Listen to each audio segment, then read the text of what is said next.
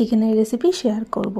কড়াইয়ের মধ্যে মোটামুটি 2 কাপের মতো জল নিয়েছি। তার মধ্যে 2টো পেঁয়াজ, অল্প আদার টুকরো, একটা গোটা টমেটো, বেশ কয়েক কোয়া রসুন, আর দেবে বোটা শুদ্ধ শুকনো লঙ্কা। আর টমেটোটা না মাঝখান থেকে এরকমভাবে অল্প অল্প চিড়ে দেবে। এবার এই সমস্ত সবজিগুলোর সাথে দেবে মোটামুটি 8 থেকে 10টার মতো কাজু। সমস্ত কিছু কিন্তু বেশ অনেকক্ষণ ধরে বয়েল করার জন্য রেখে দেবে। তোমরা যদি চাও তাহলে এই সব যে সেদ্ধ করবে তার মধ্যে চিকেনটা অ্যাড করতে পারো, বা এই প্রসেসটা যে আমি করছি সেভাবেও তোমরা করতে পারো। সমস্ত কিছু খুব ভালো মতন সেদ্ধ হওয়ার জন্য পুরোপুরি ঠান্ডা করে মিক্সিতে পেস্ট করে নেবে মিহি করে। চিকেনটাকে আমি আগের থেকে কিন্তু অল্প একটু লেবুর রস দিয়ে মাখিয়ে রেখে দিয়েছিলাম, ধরে নাও ওই 8 ঘন্টা থেকে 45 মিনিটের জন্য। কড়াইয়ের মধ্যে বেশ কিছুটা সাদা তেল আর অল্প একটু বাটার দিয়ে সেই চিকেনগুলোকে ভালো মতন ভেজে নেব, অল্প একটু নুন আর হলুদ দিয়ে। খুব কড়া করে ভাজবো না, এরকমভাবে অল্প একটু রঙটা চেঞ্জ হলে কিন্তু তুলে রেখে দেব। সেই তেলের মধ্যে বেশ কিছুটা গোটা গরম মশলা ফোড়ন দেব।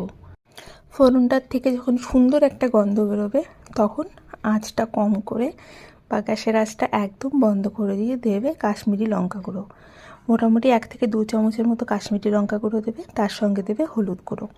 এবার যে পেস্টটা করে রেখেছিলাম সেই পেস্টটা দিয়ে অল্প একটু জল দিয়ে খুব ভালো মতন কষাতে হবে যতক্ষণ না পর্যন্ত একটা কাঁচা গন্ধ চলে যায় আর সাইড থেকে খুব ভালো মতন তেলটা ভেসে ওঠে। কোনো রান্নারই শুরুতে যদি তোমরা তেলের মধ্যে কাশ্মীরি লঙ্কা গুঁড়ো আর হলুদ গুঁড়ো অল্প একটু দিয়ে তারপরে মশলাগুলো দাও, তাহলে কিন্তু সেই রান্নার রঙটা দারুণ সুন্দর হয় আর স্বাদটাও অনেকটা বদলে যায়। সমস্ত মশলার থেকে যখন ঠিক এইভাবে তেলটা ছেড়ে দেবে তখন মোটামুটি 2 থেকে 3 চামচের মতো দই ভালো মতন ফেটিয়ে সেই মশলার মধ্যে দিয়ে আবারও বেশ খানিকক্ষণ কম আঁচ করে কষিয়ে নেবে। একটা কথা তোমাদের বলে দিই, যখন তোমরা দই ব্যবহার করবে এরকম গরম সেই মশলার মধ্যে তখন কিন্তু গ্যাসটা বন্ধ করে দেবে, না হলে গ্যাসটা একদম কম করে দেবে। আর সেটা যদি না করো তাহলে কিন্তু পুরো দইটা সেই মশলাটার মধ্যে পড়লে পরে ছানা কেটে যাবে। সমস্ত কিছু বেশ ভালো মতন কষিয়ে যে চিকেনটা রেখেছিলাম ভেজে সেই চিকেনটা দিয়ে আবারও ঢাকা দিয়ে অনেকক্ষণ ধরে কম আঁচ করে কিন্তু কষাতে হবে।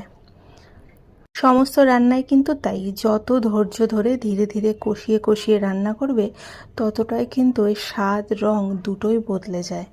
খুব ভালো মতন দেখো কষানো হয়ে যাওয়ার পর সাইড থেকে তেলটা বেশ খানিকক্ষণ ছেড়ে দিয়েছে আর মশলাটাও বেশ গামাখা গামাখা হয়ে গেছে। সমস্ত মশলা থেকে কাঁচা গন্ধও চলে গেছে আর চিকেনের মধ্যে মশলাটাও যতটুকুনি ঢুকে গেছে। এই পরিমাণে আমি অল্প একটু গরম জল ব্যবহার করেছি, যেহেতু আমি একদম গামাখা